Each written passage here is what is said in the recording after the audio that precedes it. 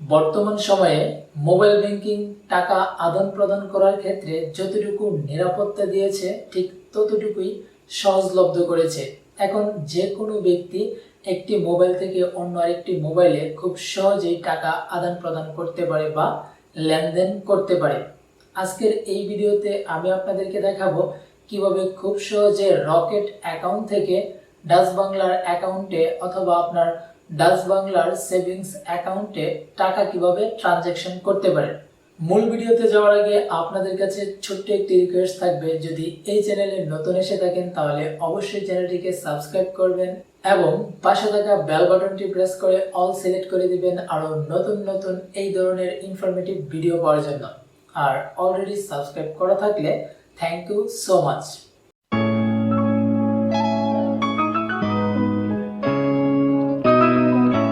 Welcome back. তো বন্ধুরা, প্রথমে আপনাদেরকে একটি অ্যাপ্লিকেশন ব্যবহার করতে হবে। সো এই ক্ষেত্রে আপনি গুগল প্লে স্টোর ওপেন করবেন, এরপর সার্চ অপশন থেকে সার্চ করবেন নেক্সাস পে। ওকে, তো দেখতে পাচ্ছেন Nexus pay Dutch Bangla bank. So এই যে ডাচ বাংলা ব্যাংকের যে অ্যাপ্লিকেশনটি রয়েছে, আপনাদেরকে প্রথমে এই অ্যাপ্লিকেশনটি ডাউনলোড করে ইনস্টল করে নিতে হবে। অলরেডি আমি এই অ্যাপ্লিকেশনটি ডাউনলোড করে আমার ফোনে ইনস্টল করে নিয়েছি এবং এইখানে দেখতে পাচ্ছেন নেক্সাস পে অ্যাপ্লিকেশনটি রয়েছে। প্রথমে আপনাদেরকে অ্যাপ্লিকেশনটি ওপেন করতে হবে এবং আপনাকে একটি অ্যাকাউন্ট ক্রিয়েট করে নিতে হবে। সো কিভাবে অ্যাকাউন্ট ক্রিয়েট করতে হয় সেটা অবশ্যই আপনারা জানেন এবং হয়তো আপনারা অনেকেই নেক্সাস পে অ্যাপ্লিকেশনটি ব্যবহার করেন। সো প্রথমে আমরা এখান থেকে আমাদের নেক্সাস পের যে পিন নাম্বারটি রয়েছে সেই পিন নাম্বারটি এখানে টাইপ করে আমাদের অ্যাকাউন্টটিতে প্রবেশ করব। ওকে, তো পিন নাম্বারটি দেওয়ার পর লগ ইন অপশনের উপর ট্যাপ করলে কিন্তু আমাদের অ্যাকাউন্টটিতে লগ ইন করতে পারবো। সো দেখতে পাচ্ছেন অ্যাকাউন্টটিতে লগ ইন হয়েছে এবং এখানে দেখতে পাচ্ছেন আমাদের কার্ডগুলো শো করছে। তো আপনারা যখন প্রথমে অ্যাকাউন্ট ক্রিয়েট করবেন, তারপর এখান থেকে অ্যাড কার্ড অপশনের উপর ট্যাপ করে আপনারা এখান থেকে 4 ধরনের কার্ড আপনার এই নেক্সাস পেতে অ্যাড করে নিতে পারবেন। সো বন্ধুরা, যেহেতু আজকে আমি আপনাদেরকে দেখাবো কিভাবে এখান থেকে রকেট থেকে কিভাবে এই ডাচ বাংলার এটিএম কার্ডে বা শপিং কার্ডে বা আপনি সেভিং কার্ডে কিভাবে টাকা ট্রানজ্যাকশন করবেন বা টাকা আপনি ট্রান্সফার করবেন, সেটাই কিন্তু আজকের এই ভিডিওতে দেখাবো। তো সেটা দেখানোর জন্য প্রথমে আপনাকে 3 লাইন মেনুতে ট্যাপ করতে হবে এবং এখান থেকে দেখতে পাচ্ছেন সেন্ড মানি অপশন রয়েছে, আপনাকে সেন্ড মানি অপশনের উপর ট্যাপ করতে হবে। এখানে দেখতে পাচ্ছেন আপনার কার্ডগুলো শো করছে। এখন আমি রকেট থেকে ডাচ বাংলার কার্ডে যেহেতু টাকা ট্রানজ্যাকশন করব, সো সেই ক্ষেত্রে আমি এখান থেকে রকেট কার্ডটিকে সিলেক্ট করব। সো এরপর এখানে দেখতে পাচ্ছেন ওন অ্যাকাউন্ট, এই অপশনের উপর ট্যাপ করে আমার যে ডাচ বাংলার কার্ডটি রয়েছে সেটাকে সিলেক্ট করে দিব এবং সিলেক্ট করার পর এখান থেকে এন্টার অ্যামাউন্ট অপশনে যাব।